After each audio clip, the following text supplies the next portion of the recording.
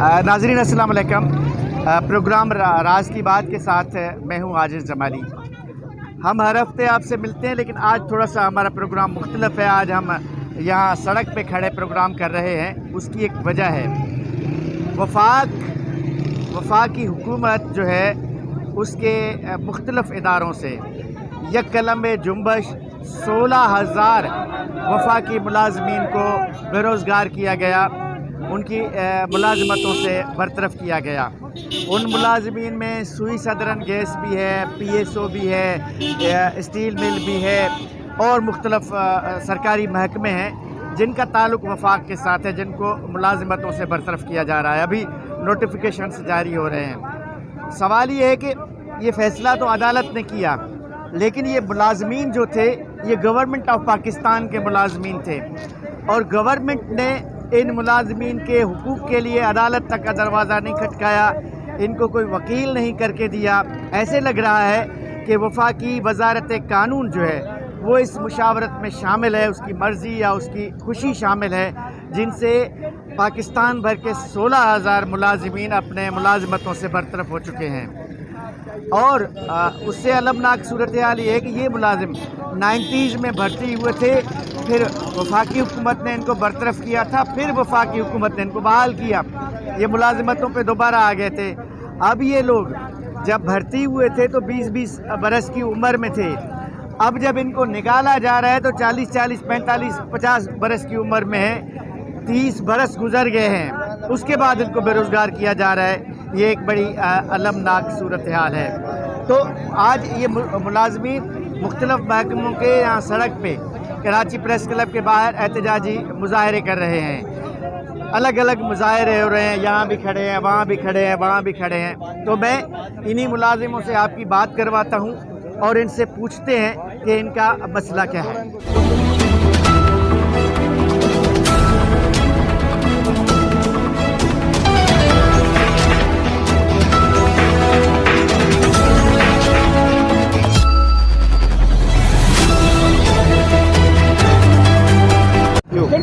आप मुझे बताइएगा कि ये जो सुई गैस के मुलाजमीन हैं उनका बुनियादी मसला क्या है? कितने अरसे से ये लोग काम कर रहे थे, फिर इनको निकाला गया, फिर बहाल हुए, पूरी ज़िंदगी इन लोगों की तकरीबन गुजर चुकी है, आप भी मुलाजिम हैं, असल मसला क्या है? ये 95 में मोहतरमा बेनज़ीर भुट्टो ने हमें नौकरी दी थी पाकिस्तान के 72 इदारों में, वफाकी इदारों में। उसमें 16,000 मुलाजमीन रखे थे उसने। बाकायदा हमारे इंटरव्यू हुए थे, बाकायदा हमारी टेस्ट हुई थी। उसके बाद हमने 3 साल वहाँ जॉब किया मुख्तलिफ इदारों में। मैं सुई गैस में जॉब करता था। 98 में नवाज शरीफ साहब प्राइम मिनिस्टर बने तो उन्होंने इस बुनियाद पे कि ये मोहतरम बेनज़ीर भुट्टो पीपल्स पार्टी के दौर के हैं, उन्होंने हमें निकाल दिया। फिर हम घर बैठे रहे तकरीबन 11 साल। फिर 2009 में सदर आसिफ अली ज़रदारी ने आर्डीनेंस एक निकाला जो कौमी असम्बली से और सेनेट से पास कराया। वो एक एक्ट बन गया, कानून बन गया। उसके बाद हमें इन्होंने 2010 में रखा, दोबारा हम बहाल हो गए।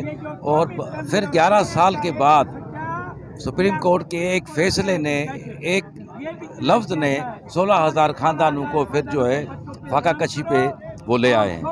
तो हम सुप्रीम कोर्ट ऑफ पाकिस्तान के चीफ जस्टिस गुलजार साहब से भी रिक्वेस्ट करते हैं कि खुदारा हमारे छोटे बच्चे हैं, उनके स्कूलों की फ़ीस नहीं दे पा रहे हैं, ज़िंदगी गुजरती गई। हमने इस पाकिस्तान में नौकरी की, हमने यहाँ पे अपना ज़िंदगी गुजारी है और हम आइंदा भी खिदमत करना चाह रहे हैं अपने मुल्क की, मगर हमें मौका दिया जाए। हमसे कि हमने क्या कसूर किया कि हमारे बच्चों से हमसे रोज़ी छीनी गई। अच्छा, आप मुझे बताएं कि आप किस इलाके से ताल्लुक़ रखते हैं, कहाँ से आए हैं? हम कराची के हैं। हाँ जी, कराची से हैं। मेमन बिरादरी से ताल्लुक़ रखते हैं। हमारी सारा ख़ानदान कराची में रहता है। अभी आप ये बताएं सर कि मैं चीफ जस्टिस साहब से अपील करता हूँ कि सर हमारा कसूर क्या है और हम 50-55 साल की उम्र में अभी हमें नौकरी कहाँ मिलेगी? हमारे जो 12 साल वो ज़ाया हुए। उसके बाद जब हम सदारती आर्डीनेंस के तहत हम फिर बहाल होके आए और फिर 13 साल अभी ऑन ड्यूटी पे हमें ये कहा गया कि आप अपने घरों पे जाके बैठ जाएं। बायोमेट्रिक बंद कर दी, तनख्वाह हमें नहीं दी गई। तो मेहरबानी करके आप क्या कहेंगे? क्या इस मसले पे 16,000 ख़ानदानों का मसला है, क्या कहेंगे आप? मैं तो ये कहता हूँ कि हम तक 95 में आए थे, उसके बाद हमें निकाला गया। एक एक्ट के तहत हम बहाल हो गए थे, तकरीबन हमारा एक कानून पास हो चुका था। किसी के ज़हन गुमान में नहीं था कि इस तरह का ज़िंदगी में लाइफ के अंदर इस तरह कभी फैसला नहीं आया, और एक ही झटके के अंदर हमें बिल्कुल साइड पे कर दिया है। अच्छा, आप भी स्विगेस से हैं, स्विगेस मुलाजिम हैं, किस इलाके से ताल्लुक़ रखते हैं? क्या आप काम करते थे इदारे में? मैं सुपरिटेंडेंट था स्विट्ज़रलैंड गैस कंपनी में, प्लानिंग डिपार्टमेंट। तो चीफ जस्टिस ने जब 13 साल हमने सर्विस की, इससे पहले 96 में हमें जो पीपल्स पार्टी ऑर्डिनेंस के ज़रिए लगाया गया था, लेकिन चीफ जस्टिस ने एक ऑर्डर निकाल के हमारा माशी कत्ल किया है। 16,000 ख़ानदानों का माशी कत्ल है, जबकि हम फाइलर थे। अगर हुकूमत कहती है कि आप फाइलर बनो और हमें टैक्स दो, हम किस सूरत में टैक्स दें? हमें किस चीज़ की फैसिलिटी है यहाँ पे? इमरान खान से मेरा ये सवाल है, किस तरह हम फाइलर बने, किस तरह आपको टैक्स दें? क्या इसी दिन के लिए हमें इसी तरह आपने निकालना था? हम ये तो बिल्कुल माशी कत्ल है। अच्छा, आपने कितना अर्सा कब से भर्ती हुए और ज़िंदगी के कितने साल इस इदारे को दिए? हम जो है 96 से भर्ती हुए थे, 1996 से, और फिर हमें 12 साल तक हमारे अदालतों में केस वगैरह चलते रहे, और दोबारा 2009 में ऑर्डिनेंस के ज़रिए बहाल किया। ऑर्डिनेंस निकले हुए हमारे 13 साल हुए। अब 13 साल से जो है हमें ये फिर दोबारा निकाल दिया गया। तो ये नहीं, 55 साल इस वक्त हमारी उम्र है, किसी के 60 साल के करीब है, तो ये बुढ़ापे में जो है हमें बिल्कुल निकाला गया है। तो क्या हमें बुढ़ापे की सज़ा दी जा रही है? इतनी खिदमत की हमने इदारे की, ईमानदारी के साथ काम किया, ईमानदारी का सिला हमें ये मिल रहा है। लोगों को ईमानदारियों का सिला मिल रहा है। आप देख रहे हैं कि किसी का 55 साल किसी की उम्र है, किसी की 60 बरस उम्र है, और इनकी पूरी ज़िंदगी इस आज के मुजाहरे में इन मुलाजमीन की हिमायत में मुआशरे के दूसरे तबकात के लोग भी आए हैं।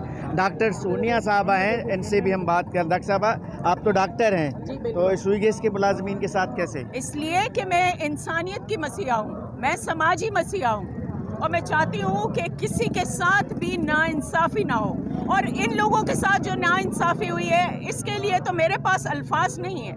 किसी को एक टाइम दिया जाता है, कुछ सोशल वैल्यूज़ होती हैं कि किसी को कहा जाता है कि 1 महीने के बाद, 2 महीने के बाद आपकी जॉब को ख़त्म कर दिया जाएगा। ये बोलना कि कल से आप जॉब पर नहीं आ सकते, अपना सामान उठाएं, ये कहाँ का इंसाफ है? अपनी कलम की एक जुम्बिश से उन्होंने फैसला सादिर कर दिया, एक गलत फैसला, किसके कहने पर, जो कि हमें शदीद तरीन एहतिजाज के साथ नामंजूर है। हमें इंसाफ चाहिए, और मैं ये इस वक्त फैसला करती हूँ कि मैं ये मेरा काफिला बेशक थोड़ा है, लेकिन ये इस तमाम काफिले के साथ इस वक्त मैं मूव करूँगी गवर्नर हाउस की तरफ, और अगर हमारा तब भी मुतालबा पूरा ना किया गया तो नेक्स्ट हमारा ये होगा कि हम कफन ओढ़ के आएंगे। हमें इंसाफ चाहिए। और लेकिन ये सुई सदरन गैस से भी तकरीबन 2600 के लगभग मुलाजमीन को निकाला गया है। यहाँ बहुत थोड़े मुलाजमीन हैं, लोग अपने हुकूक के लिए बाहर क्यों नहीं निकलते? ये बाहर निकलते हैं, ये बहुत सारे लोग अपने लिए इंसाफ की तलाश में इस्लामाबाद की तरफ रवा हैं। ये वफाक से भीख मांगने के लिए गए हैं, और हम सिंध हुकूमत से यहाँ बैठकर वफाक को पुकार रहे हैं। हम यहाँ पर जस्टिस को पुकार रहे हैं। हम जस्टिस के उस फैसले, उस नाकदर फैसले जो कि उन्होंने इंसानियत की कोई कदर ही नहीं की, हम उसके खिलाफ यहाँ आवाज़ बनकर इस खुले आसमान के नीचे, इस खुली धूप में खड़े हुए हैं। हमें इंसाफ चाहिए। आप क्या कहेंगे? ख़ास तौर पे कुछ बातें तो हो गई हैं कि अब इन मुलाजमीन का मुस्तकबिल क्या होगा, इनकी बहाली कैसे मुमकिन है आपके ख्याल में? इसकी बहाली जिस चीफ जस्टिस ने हमें रातों रात निकाल दिया था, ना कोई उस केस को सुनवा गया, ना हमारी सुनी गई, उसने फैसला दे दिया, हमें रात को निकाल दिया गया। दिन तो दूर की बात, मगर हम जो नए जस्टिस बैठे हुए हम उनसे अपील करते हैं इस केस के ऊपर नज़रसानी किया जाए और हमें बहाल किया जाए। अच्छा, तो आप लोग अदालतों में गए? बिल्कुल, हम हाई कोर्ट में गए, जिसने कल हमारी तारीख थी, जो SSGC के मैनेजमेंट और डायरेक्टर को, MD को लेटर दे दिए 7 तारीख की। लेकिन जब तक मामला अदालत में था, इंतज़ामिया को क्या जल्दी है कि अभी केस ख़त्म भी नहीं हुआ और फौरी तौर पे ऑर्डर निकाल के लोगों को? हमें तो 2 महीने पहले से ही तनख्वाह रोक लिया था इन लोगों ने। ये तीसरा महीना है जो तनख्वाह में नहीं दिया गया। आप कह रहे हैं कि सुप्रीम कोर्ट के फैसले से पहले ही तनख्वाह? हाँ बिल्कुल, ये सोचा समझा साजिश है जो गवर्नमेंट ऑफ पाकिस्तान ने रचा है हम लोगों के साथ। आप क्या कहेंगे?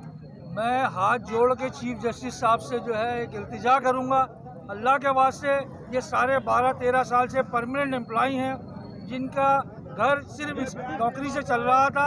और जो है मैं उनसे दरख्वास्त करूंगा कि वो सुमोटो लें या फॉरेन एक्शन लें या कोई बड़ा लार्जेस्ट बेंच बनाए, जिससे ये बात तरीके से डिसाइड हो सके कि इस ऑर्डर में जो जज साहब ने निकाला है वो उसमें ये लोग आते हैं या नहीं आते, इनका माशी कत्ल रोका जाए। हमारे बच्चों के स्कूल की फीसें, मदरसों की फीसें, ये हम सब कहाँ से भरेंगे? हम पे रहम किया जाए, ये सब मर जाएंगे और हम अपने आप को आग लगा लेंगे। अगर हमारे बच्चे भूखे मरेंगे तो हम सब मर जाएंगे। 12 साल के बाद हमारा ये हाल कर दिया कि हम यहाँ रोडों पे खड़े हैं। हम बताएं, पहली तारीख को घर में राशन डालना होता है, बच्चों की फीसें देनी होती है, स्कूल की फीसें देनी होती है, वैनों की फीसें देनी होती है। 2 महीने से हमको कोई तनख्वाह नहीं मिली, अब हम क्या करें? बड़ी अलमनाक सूरत हाल है, बहुत ही अलमनाक सूरत हाल इस तरह है कि लोग कह रहे हैं कि 2 महीने कबल ही सुई सदरन गैस कंपनी ने लेटर निकाल दिए थे, यानी सुप्रीम कोर्ट का फैसला आने से पहले ही इन लोगों को इनकी तनख्वाहें बंद कर दी गई थी। लोगों ने यहाँ कहा है कि वो गवर्नर हाउस तक भी जाएंगे और अपने आप को आग भी लगा देंगे। बड़ी मुश्किल सूरत हाल है। चीफ जस्टिस ऑफ पाकिस्तान, वज़ीर आज़म पाकिस्तान और दीगर मुल्क के जो खैर ख्वाह हैं उनको इन मज़लूमों की तरफ ज़रूर देखना चाहिए। हम बढ़ते हैं प्रेस क्लब के बाहर, एक दूसरा कैंप है, उनको देखते हैं कि वो क्या कह रहे हैं।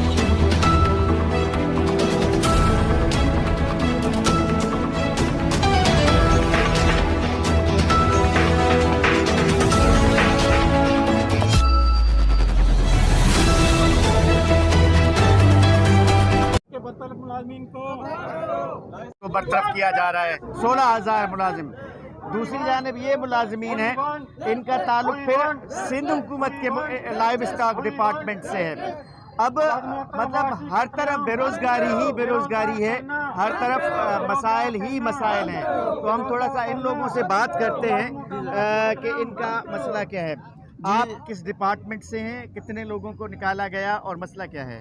जी, हम लाइव स्टॉक डिपार्टमेंट के हैं और 400 मुलाजमीन को बरतरफ कर दिया गया है। और ये सिंध पोल्ट्री वैक्सीन डिपार्टमेंट था, उसमें हम काम करते थे। 7 करोड़ रुपए की कंस्ट्रक्शन करके लेबॉर्ट्रियाँ बनाई गई। उसके बाद हमें अपॉइंटमेंट किया गया मेरिट पर। उसके बाद हमने 5 साल मुसलसल काम किया। उसके बाद इन्होंने 4 सूबों में ऐसी मशीनरी कहीं पर भी नहीं थी, वाहिद सूबा सिंध था जो मुख्तलिफ मुल्कों से ख़रीदी गई। आज वो 1 साल से मशीनें बंद पड़ी हैं, ऑफिसों को ताले लगा दिए हैं। जबकि बिलावल साहब उन 16,000 मुलाजमीन की बात करते हैं, वो अच्छी बात है इंसानियत के नाते। हम लोगों को अपने सूबे के अंदर जुल्म जो हो रहा है उस पर भी नजर 400 से ज़्यादा सारे मुलाजमीन को निकाल दिया गया। जी बिल्कुल निकाल दिया गया। एग्रीकल्चर ग्रोथ प्रोग्राम था और वर्ल्ड बैंक के तावन से जो चल रहा था, और दूसरा जायका प्रोजेक्ट था, वो जो गोश्त की पैदावार बढ़ाने के लिए काम कर रहे थे, दूध पैदावार। तो वो प्रोजेक्ट चल रहा है अभी? वो प्रोजेक्टों को इन्होंने बंद कर दिया है, जबकि 80% वो जायका डिपार्टमेंट को, सिंध गवर्नमेंट को 20% देना पड़ता है। उसके बावजूद भी मुलाजिमिन को फारिग कर दिया गया। आप क्या कहेंगे? और मजीद हम कहने का मकसद ये है कि हम 7 साल 2 माह 11 दिन हम जॉब कर रहे थे, बिना नोटिस बिना जवाब हमें निकाल दिया। उसमें तो आप लोग कॉन्ट्रैक्ट पे भर्ती हुए थे? हम कॉन्ट्रैक्ट पे भर्ती हुए। 2018 के अंदर हमारी समरी गई थी रेगुलर के लिए, उसमें से 4 प्रोजेक्ट हमारे थे जो उनको रेगुलर किया। 2018 में इन्होंने कानून भी पास किया जिसमें 132 वेटनरी डॉक्टर हमारे पास गए और दूसरे खैरपुर यूनिवर्सिटी वगैरह के दूसरे डॉक्टर्स वगैरह वो भी अपॉइंटमेंट कन्फर्म किए थे। मगर एक प्रोजेक्ट उन्होंने जानबूझकर यहाँ ऑफिसरों की नाई लिए, उन्होंने डाल दिया, वो PC4 के थ्रू भी कंफर्म हो गया तो 2013 के एक्ट में। अच्छा, इन मुलाजमीन को कब निकाला गया और इस वक्त इनका स्टेटस क्या है? इनको मुलाजमों को जून के अंदर, जून 2021 को फारिग कर दिया गया और उसके साथ हमारा कोर्ट हाई कोर्ट में केस भी चल रहा था। लोअर स्टाफ के लिए हाई कोर्ट ने डिसीजन दे दिया था कि इनको रेगुलर किया जाए। डॉक्टर जो थे हमारे, उनका भी सुप्रीम कोर्ट में केस चल रहा है, वो भी सुप्रीम कोर्ट के अंदर। और एक तरफ सिंध गवर्नमेंट 16,000 की बात करती है, दूसरी तरफ अपने जो मुलाजिम हैं उनको बचाने के लिए। आप क्या कहेंगे? थोड़ा सा मजीद फर्दर अदालत में भी आप लोग गए और अदालत में बहाल करने का हुक्म भी दिया। बता दूंगा, ये हम आज जो है आपकी क्या पोजीशन थी यहाँ पर? हम 3 प्रोजेक्ट से, मैं डॉक्टर फारूक अहमद हूँ, मैं as a veterinary officer master trainer था। जायका PSLD जायका एक प्रोजेक्ट था, उसमें हम 3 प्रोजेक्ट जो आज हैं उनको सिंध हुकूमत ने 2018 में एक ओवरऑल कहा था जितने भी एम्प्लॉइज़ हैं जितने डिपार्टमेंट में उनको रेगुलर किया जाएगा। इसी तरह हमारे लाइफ स्टॉक डिपार्टमेंट में 7 प्रोजेक्ट थे जिनको कॉन्ट्रैक्ट पे थे, जो उनको उन्होंने कहा था कि पक्का करेंगे। उनके लिए उन्होंने समरियाँ बनाई, 3 को पक्का किया गया, 4 को हम 4 प्रोजेक्ट जो थे उनको पक्का नहीं किया गया।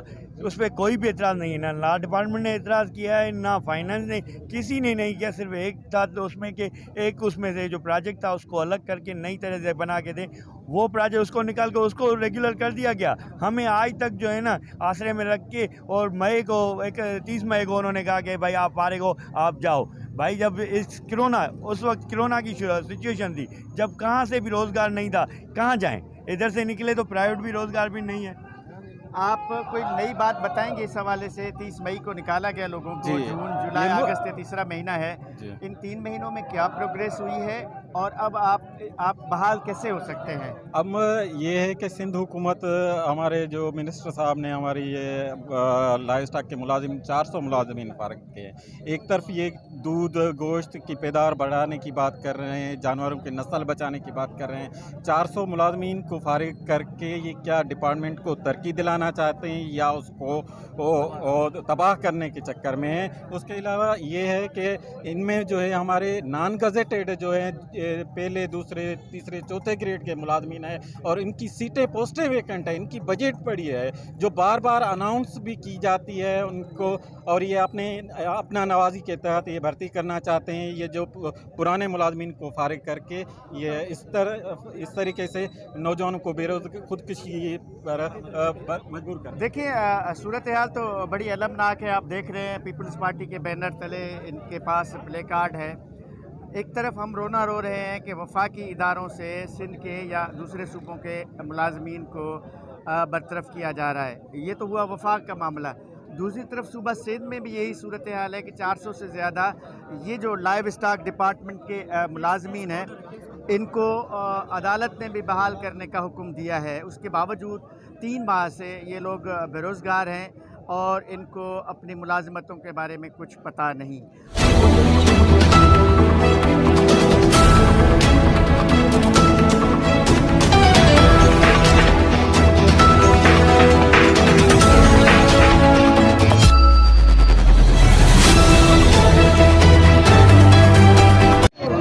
आपने सुना मुख्तलिफ वफाकी और सूबाई इदारों के बरतरफ मुलाजमीन को हर तरफ बेरोज़गारी ही बेरोज़गारी है, हर तरफ बरतरफियाँ ही बरतरफियाँ हैं।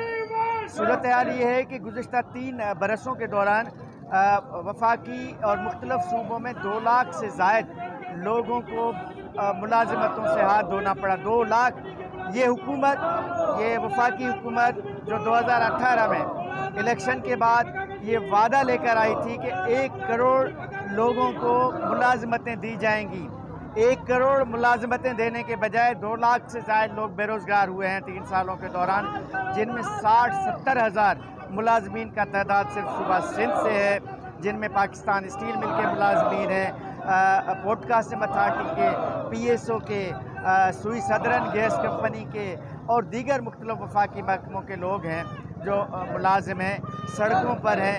एहतजाज का सिलसिला जारी है और लोग अब खुदकुशियाँ करने का ऐलान करते हैं, खुदसोजियाँ करने का ऐलान कर रहे हैं और ये कह रहे हैं कि हम गवर्नर हाउस की तरफ जाएंगे, भले हमें कत्ल किया जाए लेकिन ये एहतजाज जारी रहेगा। बहरहाल आज का प्रोग्राम आपको कैसे लगा? स्क्रीन पे आपको ईमेल एड्रेस नज़र आ रही होगी, अपनी फीडबैक से हमें ज़रूर आगाह कीजिएगा। और आपके लिए एक ऐलान भी करूं कि आइंदा हफ्ते से, यानी जो पीर से हफ्ता शुरू होगा, हम हफ्ते में 2 बार हमराज के साथ, हमराज टीवी का प्रोग्राम राज की बात करते रहेंगे। इस हफ्ते ये मेरा आखिरी प्रोग्राम होगा। आइंदा हफ्ते से हम हर हफ्ते 2 बार ज़रूर मिलेंगे। अपने मेज़बान आजिज़ जमाली को दीजिए इजाज़त। अल्लाह हाफ़िज़।